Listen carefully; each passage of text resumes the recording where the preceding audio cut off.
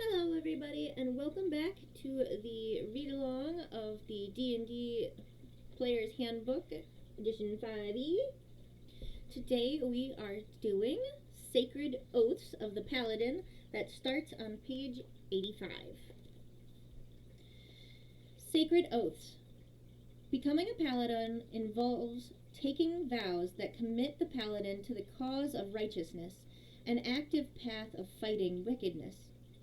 The final oath, taken when she or he reaches the third level, is a culmination of all of the paladin's training.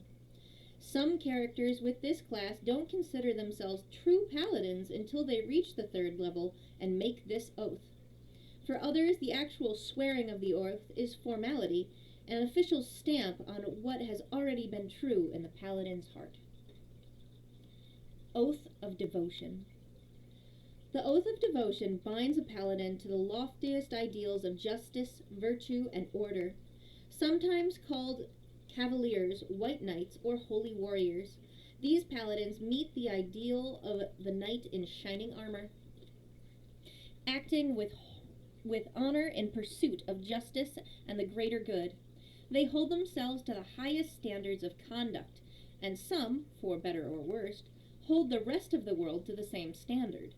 Many who swear this oath are devoted to the gods of law and good, and use their gods' tenets as measure of their devotion. They hold angels, the perfect servants of God, as their ideals, and incorporate images of angelic wings to their helms or coat of arms. Tenets of devotion. Though the exact words and strictures of the oath of devotion may vary, paladins in this oath share these tenets. Honesty. Don't lie or cheat. Let your word be your promise. Courage. Never act in fear. Never fear to act, though caution is wise. Compassion.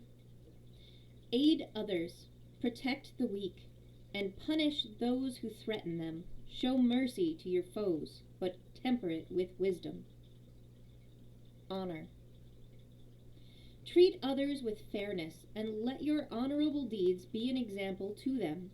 Do as much good as possible while causing the least amount of harm. Duty. Be responsible for your actions and their consequences. Protect those entrusted to your care, and obey those who have just authority over you. Oath spells. You gain oath spells at the paladin levels listed. Oath of Devotion spells. Paladin level 3rd. Spells: protection from good and evil, sanctuary. 5th. Lesser restoration, zone of truth.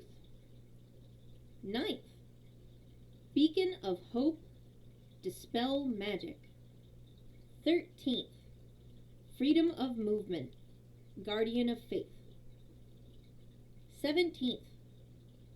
Commune, flame strike. Channel divinity. When you take this oath at the 3rd level, you gain the following When you take this oath at the 3rd level, you gain the following 2 channel divinity options. Sacred weapon.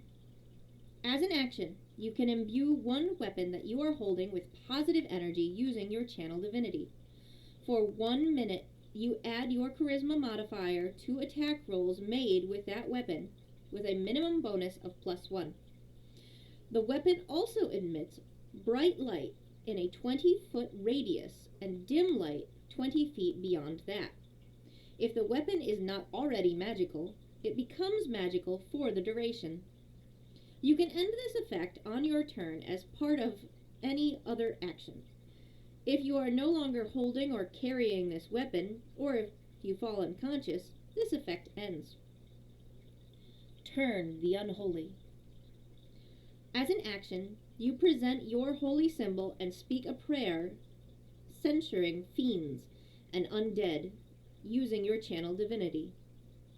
Each fiend or undead that you can see or hear within 30 feet of you must make a wisdom saving throw.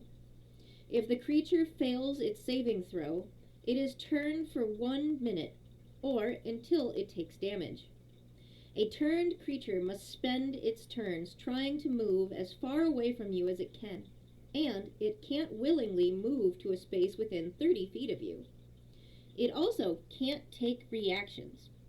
For its action, it can only use the dash action or try to escape from an effect that prevents it from moving. If there is nowhere to move, the creature can use the dodge action. Aura of Devotion. Starting at the 7th level, you and friendly creatures within 10 feet of you can't be charmed while you are conscious. At 18th level, the range of this aura increases to 30 feet. Purity of Spirit. Beginning at 15th level, you are always under the effects of a protection of good and evil spell. Holy Nimbus. At 20th level, as an action, you can emanate an aura of sunlight. For 1 minute, bright light shines from you in a 30-foot radius, and dim light shines 30 feet beyond that. Whenever an enemy creature starts its turn in the bright light, the creature takes 10 radiant damage. In addition, for the duration, you have advantage on saving throws against spells cast by fiends or undead. Once you use this feature, you cannot use it again until you finish a long rest. Going quick to the top of this page, the Breaking Your Oath box. A paladin tries to hold the highest standards of conduct, but even the most virtuous paladin is fallible. Sometimes the right path proves too demanding, and sometimes a situation for the lesser of two evils.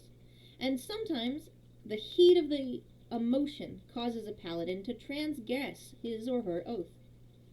A paladin who has broken a vow typically seeks absolution from a cleric who shares his or her faith from another paladin of the same order. The paladin might spend an all-night vigil in prayer as a sign of penance, or undertake a fast or similar act of self-denial. After a rite of confession and forgiveness, the paladin starts fresh. If a paladin willingly violates his or her oath and shows no signs of repentance, the consequences can be serious. At the DM's discretion, an impotent paladin might be forced to abandon this class and adopt another, or perhaps to take the Oathbreaker paladin option that appears in the Dungeon Master's Guide. Going back down, Oath of the Ancients. The Oath of the Ancients is as old as the race of elves and the rituals of the Druids. Sometimes called the Fey Knights, Green Knights, or Horned Knights, paladins who swear this oath cast their lot with the side of light in the cosmic struggle against darkness because they love the beauty and life-giving things of the world, but not necessarily because they believe in principles of honor, courage, and justice. They adorn their armor and clothing with images of growing things, leaves, antlers, or flowers, to reflect their commitment to preserving life and light in the world. Tenet of the Ancients. The tenets of the Oath of the Ancients have been preserved for uncountable centuries. This oath emphasizes the principle of good above concerns of law or chaos. Its 4 central principles are simple. Kindle the light. Through acts of mercy, kindness, and forgiveness, kindle the light of hope in the world, beating back despair. Shelter the light. Where there is good, beauty, love, and laughter in the world, stand against the wickedness that would swallow it. Where life flourishes, stand against the forces that would render it barren. Preserve your own light. Delight in song and laughter, in beauty and art. If you allow the light to die in your own heart, you can't preserve it in the world. Be the light. Be a glorious beacon for all who live in despair. Let light of your joy and courage shine forth in all your deeds. Oath spells.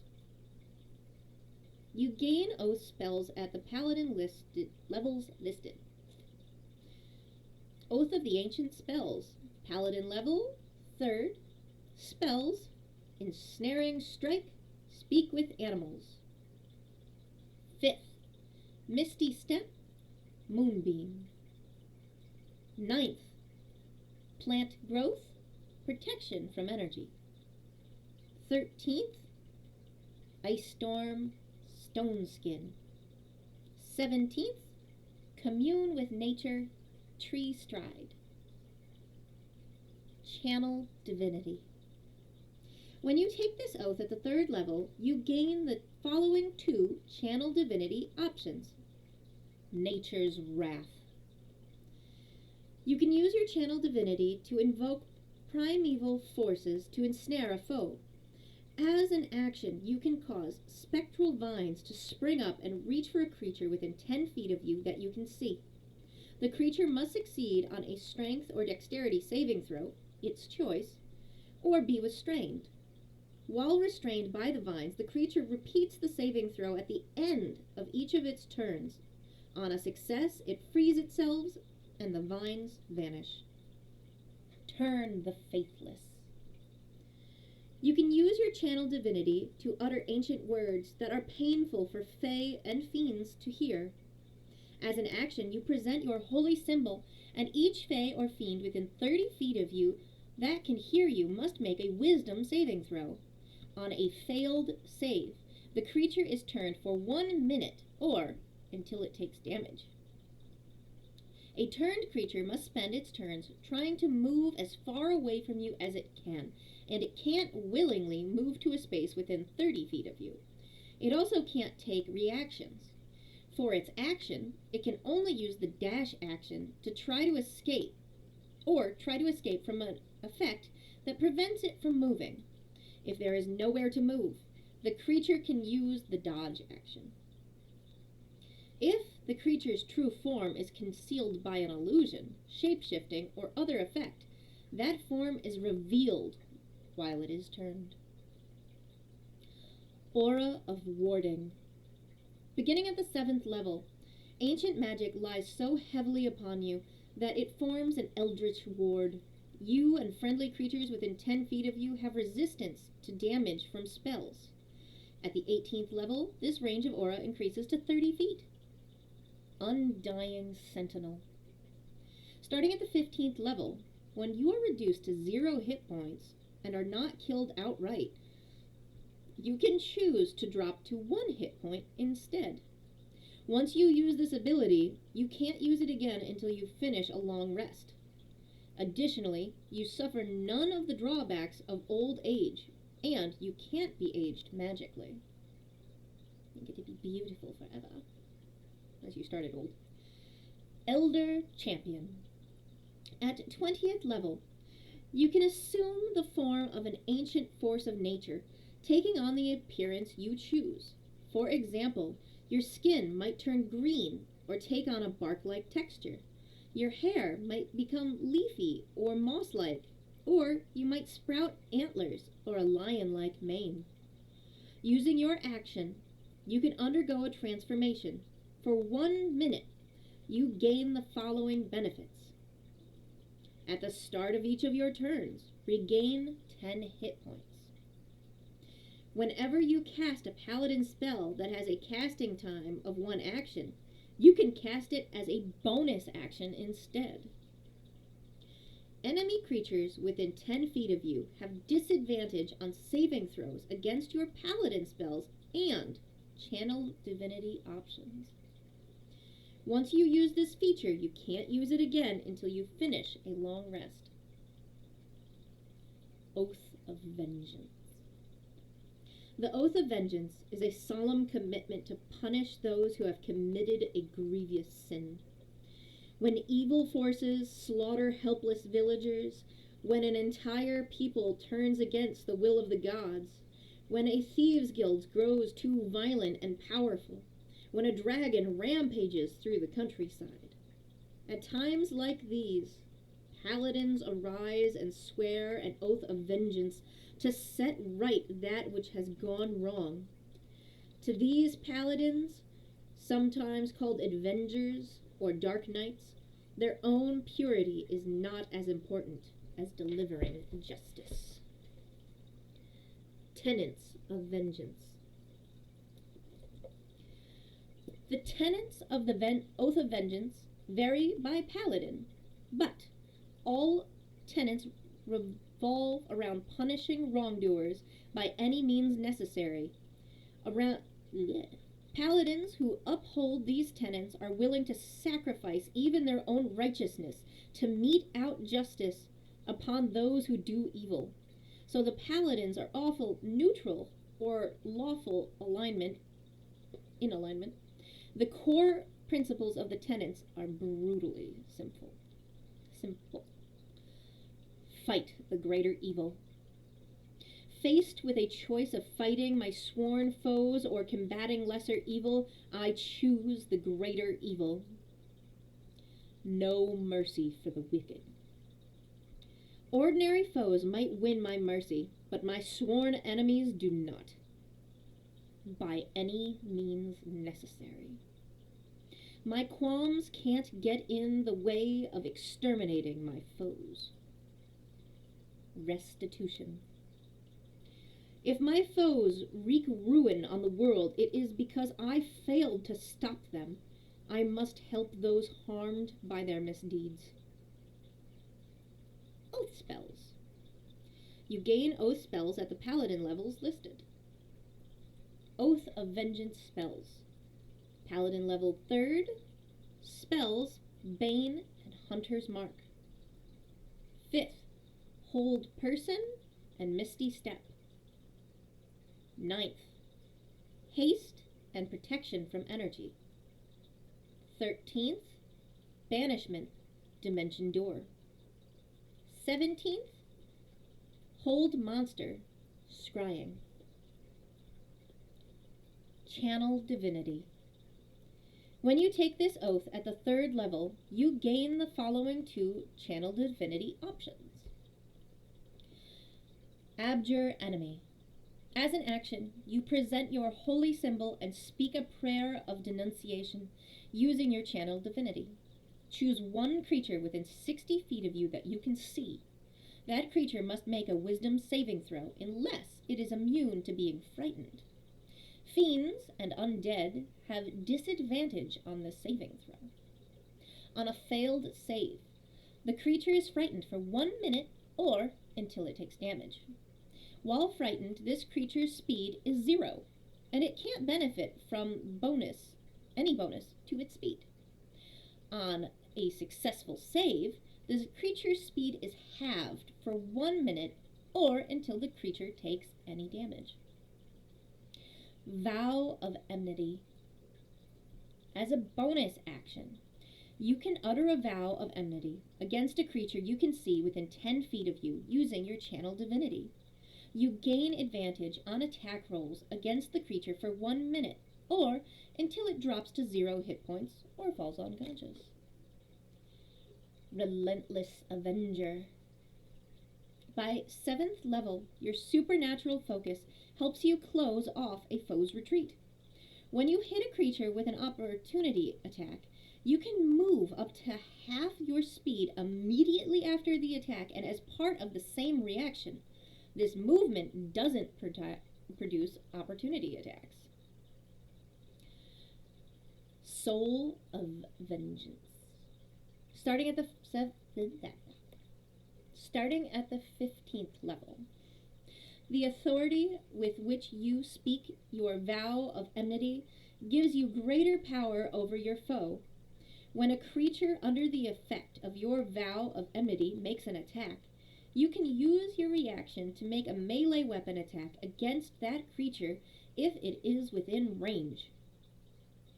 Avenging Angel. At the 20th level, you can assume the form of an angelic avenger.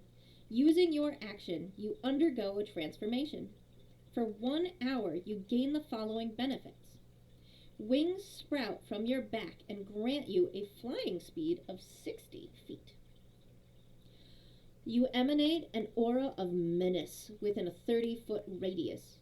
The first time any enemy creature enters the aura or starts its turn there during battle, the creature must succeed on a wisdom saving throw or become frightened of you for 1 minute or until it takes damage. Attack rolls against the frightened creature have advantage. Once you use this feature, you cannot use it again until you finish a long rest. So thank you for joining me today. I hope you enjoyed it. If you did, then I would suggest that you like, comment, and follow. And as always, keep gaming.